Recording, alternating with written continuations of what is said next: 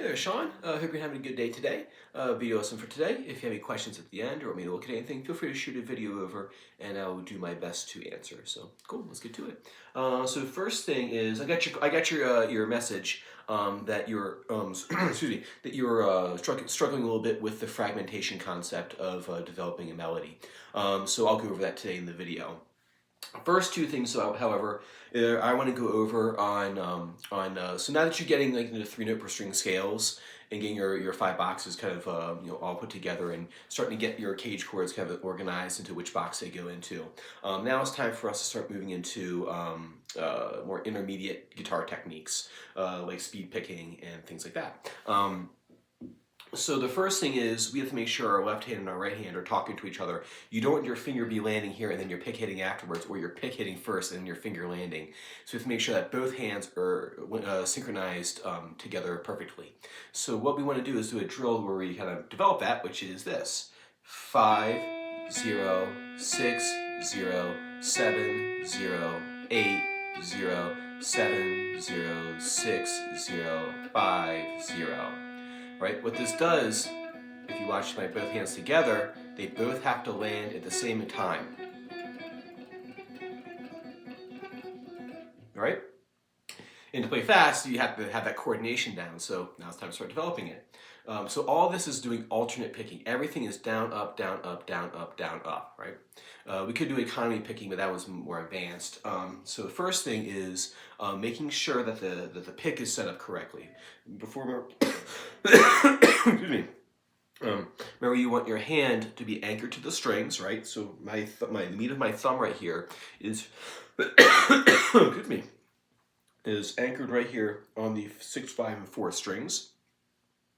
And my pick is completely level with the second string, and my thumb is relaxed. There are some players who play like this that have more of an angled approach. I myself have a relaxed thumb though. This is the technique I use. Like I said, I've seen players use both. Both are valid, so this is just what I happen to be using, the kind of pick grip. So I'm holding my pick, I'm level with the pick, and what we want to do is when we're picking, I guess I'll just jump over to 2. That's basically what this is I don't want any swing in the pick, right? I want to avoid this kind of stuff, right? I don't want to be swinging. All that takes time away from, see, I made a mistake there, right? It messes with the accuracy and it eats up time. So when I swing it like this, that time I went like this is being eaten up. I'm not picking notes while I'm doing this right here. It takes away from how fast I can go. So what you want a level pick, and you want to move in a straight line as close to that pick, to that string as possible. I am really on the knife's edge. I am on the edge of the pick. I am not digging in at all. Like on blues songs and things like that, right? That kind of stuff, yeah, you do dig in. But if you want to try to play fast, yeah, that stuff right there, you want to be on the edge of the pick, right? So you're on the edge of the pick.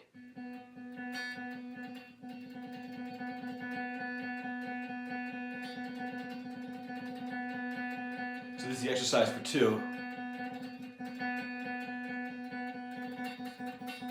1 and 2 and 3 and 4 and 1 and a 2 and a 3 and a 4 and a 1 and a 2 and 3 and I'm doing bursting drills. I'm trying to maintain relaxation in the pick. I'm sorry, in my thumb, in my hand. Make sure my anchor's all good on the slow ones.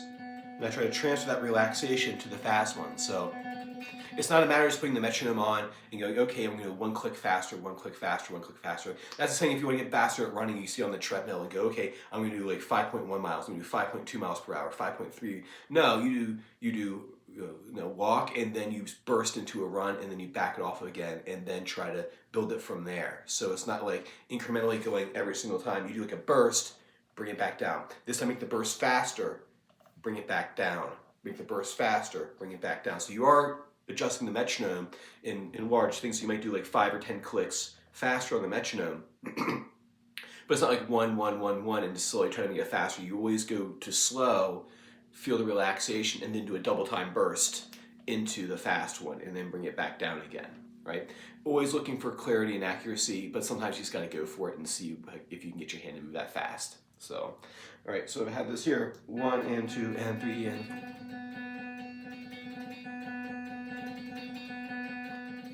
And then eventually what you would do, you can see how long you can make the burst last for.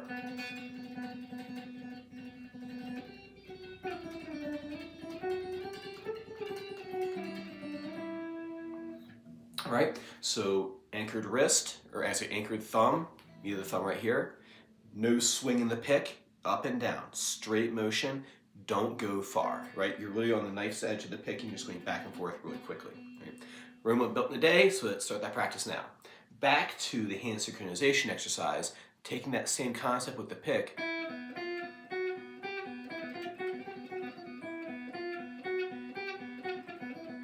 I'm not pressing it all, I'm hardly pressing it all. I am literally on my tippy toes, and I'm not trying to get rid, I'm trying to get rid of any extraneous motion, economy of motion is what this is called. You don't want to be swinging your fingers out like this, right? If you're trying to go fast, because that's the opposite direction which you want to go in.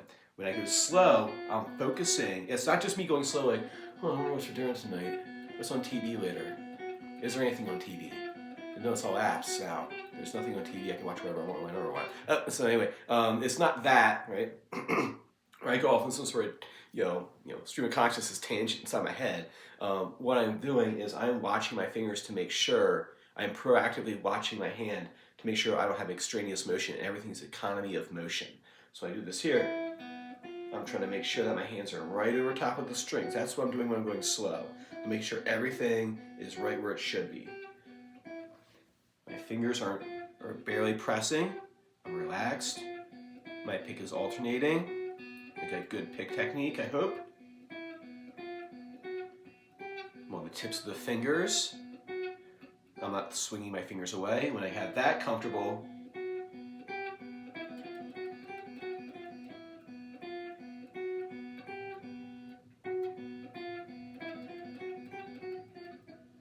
right? So what I'm doing there is I'm going slow, making sure everything's right where it should be, and I'm not swinging my fingers out. And then when I do the burst, I try to transfer that relaxation, all the things I was watching when I was going slow, into the fast to see if I can pull that off, right? Like I said before, Rome wasn't built in a day. Might take a little bit of practice to get, but that's the start of it at least. All right, cool. And then number 3, so I went 2, 1, 3 there, developing a motif. So I got your text, and you had a nice little melody there, right?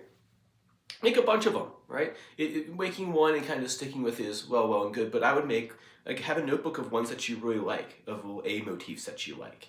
That way you can go back and develop them more if you want to. So just make a ton of them. 2 and 4 measures you should be able to do, depending on how fast the backing track is. So see if I make one right now. I'm going to use, I'll use this pattern here. A blend of these right here, so maybe I'll use this one too. So what I do is I pick a box, I pick an area on the guitar, and I pick a sequence pattern that I like. I pick a guitar effect, like a string bend or something like that, and maybe a slide, and just make it like 2 measures long, nothing crazy, right? You save that for later. So I've put on the backing track, and I'm sure I'll get a copyright letter for this, but it's okay.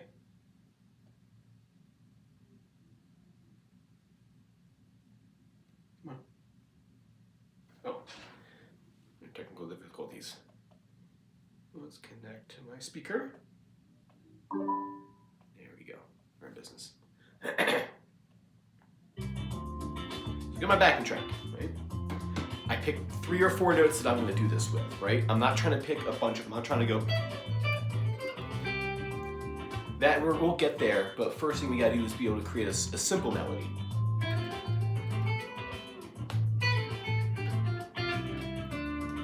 I'm not doing that yet, right? I'm gonna do this. Okay, we almost even like bluesy almost. Let's see here. 1, 2, 3.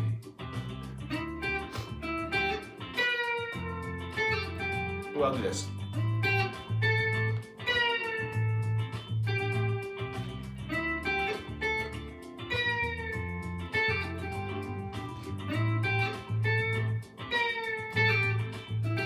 Something like that, or maybe.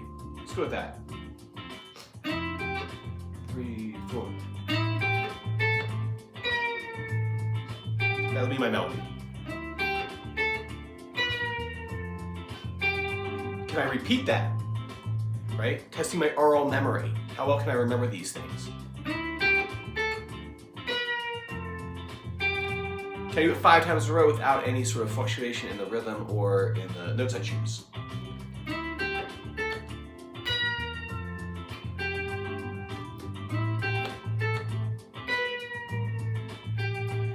Right, there I got my nice little melody, my little motif. It's a motif. Melodies are made of these motifs kind of stuck together.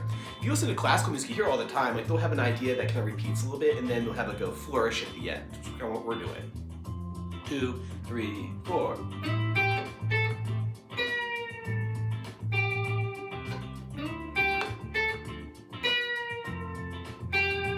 And then, so now I got my A melody right there, my A motif. What I'm going to do is I'm going to add on to it. So I'm going to augment it and make it A prime. So I'm going to make that lick a little bit longer this time.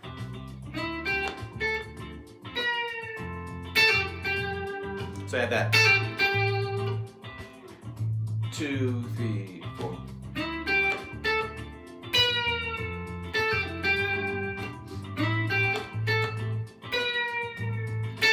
So I add that before I got to this note right here.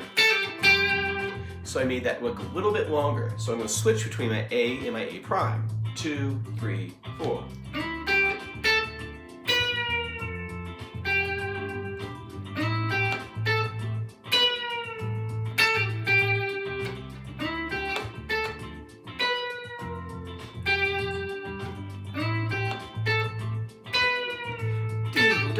Can I sing it?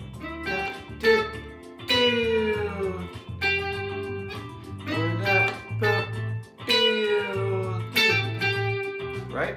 So I got there so far. There's an A and an A prime. It's 4 bars long. It's nice, right? You can repeat that for a little bit. It might be a nice melody to the song. A good start to the song at least. So I have a motif, and I developed that motif by adding a little tag at the end of it to augment the length of it. And I have now a antecedent consequent phrase where they both complement one another, right? Because they make sense together. It's not just an endless string of like sequences and patterns and stuff like that. You have to have stuff that repeats. That way your listener can hang on to or anticipate what you plan on doing, right? You need some guessing, like, oh, is he going to repeat that A, or is he going to go up and make it A prime this time, right? And they both logically make sense, right? Good. And then your question, I believe, so that's a recap of what we talked about last time. And then also the other thing too is keep simple stupid, right? That's the big thing. Is that was really like 3.5 notes. 1, 2, 3, and like a 0.5. I did a bend there, so technically I went up there, but that's okay. So it's not like I have 10 notes to choose from. You're actually limiting yourself and doing maybe like 3 notes. Or maybe 4 notes. Even 1 note is an experiment to see if you can make it work, right? Can you make 1 note interesting? If I do this, 1, 2, 3, 4.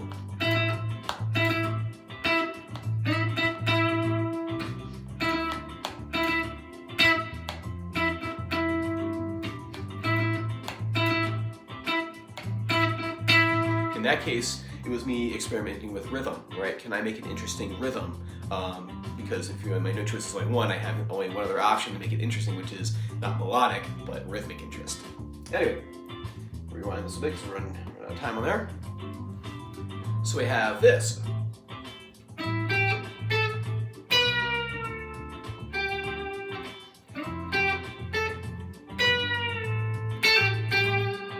Right, now what I'm going to do is I'm going to fragment that.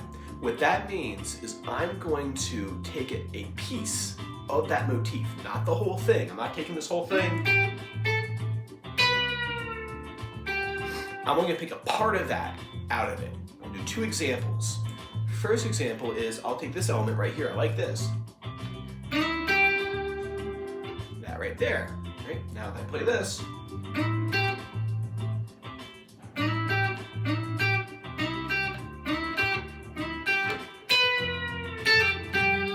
So there I went from the fragment into A prime.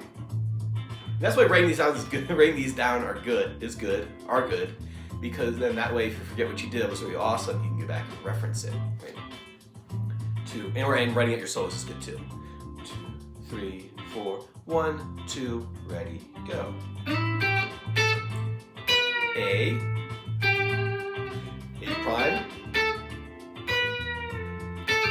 augmentation.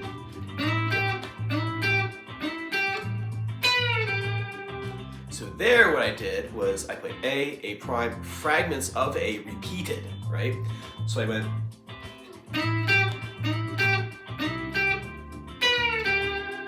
and went back into A. I repeated 2 or 3 times there. 1, 2, 3, 4.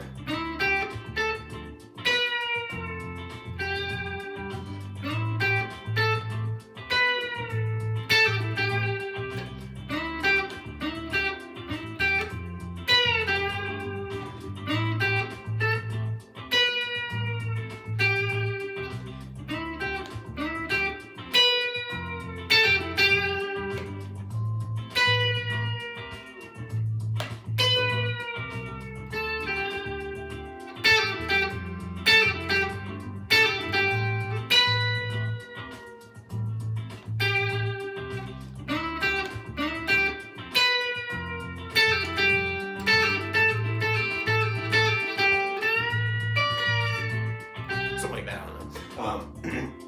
It's almost like a high wire act when you're making them, because you're not kind of sure like if you're gonna fall or not, if it's gonna make sense. Important thing is to sing this stuff, man. Like when you're doing it, if you can sing it, it's gonna sound melodic to somebody else, right? If it doesn't sound melodic to you, how's it supposed to sound melodic to anybody else? So singing them is really good. So what I did there in that last little example before I fell off my rope,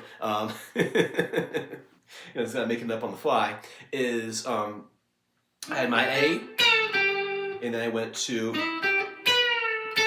my A prime, fragment, repeat fragment a couple of times if I want to. I can do it once if I want to. So there I did a repeat of that fragment and then did the augmented part of the lick. And it all made sense, right? It all connected together and it sounded good. And I'm not trying to play a flurry of notes. The other stuff I added in there towards the end, that's another concept that we'll do, which is like rhythmic diminution. Diminution is I take the rhythm and shrink it. But we have a couple of things to talk about before that. And then we have the motivic idea of maybe something like this. Oh, see what I can do.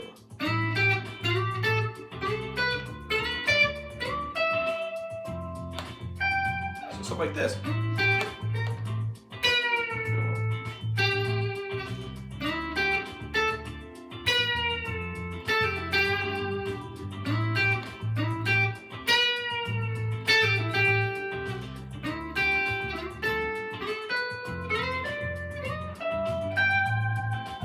Right? So it comes so quick, it was made up. So all that stuff, so that fast stuff going up and down the neck, that's coming.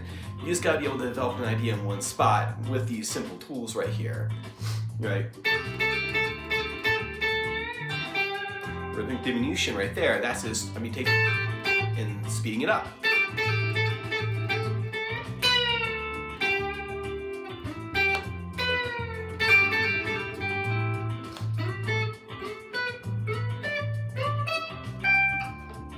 Fragmentation.